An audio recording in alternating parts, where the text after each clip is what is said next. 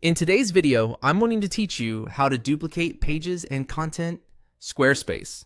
If you're building a site and want a quick way to reuse a layout, duplicating a page is a fast, reliable method that keeps your styling and structure intact while giving you a separate copy to customize.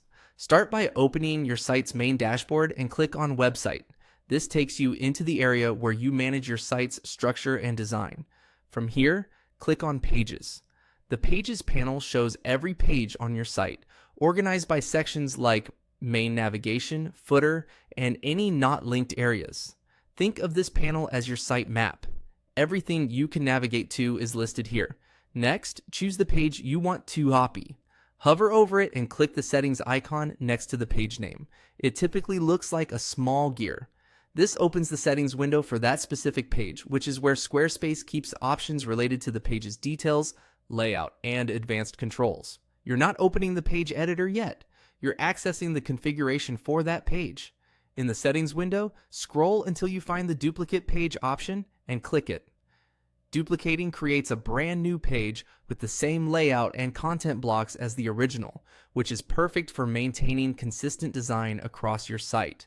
It's especially helpful for repeating sections like services, team profiles, or landing pages.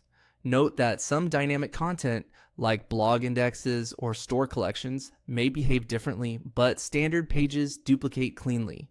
When prompted, click Confirm.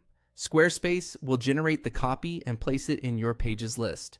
You'll see a new page appear, usually with a name that indicates it's a duplicate of the original.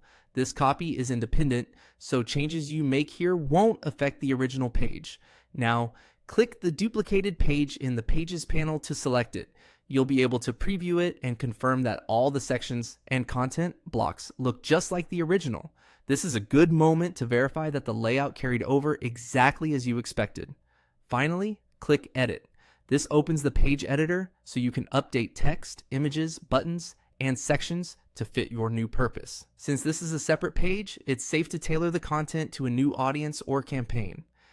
As you edit, keep an eye on any internal links or references that pointed to the original page and adjust them as needed so your visitors land in the right place.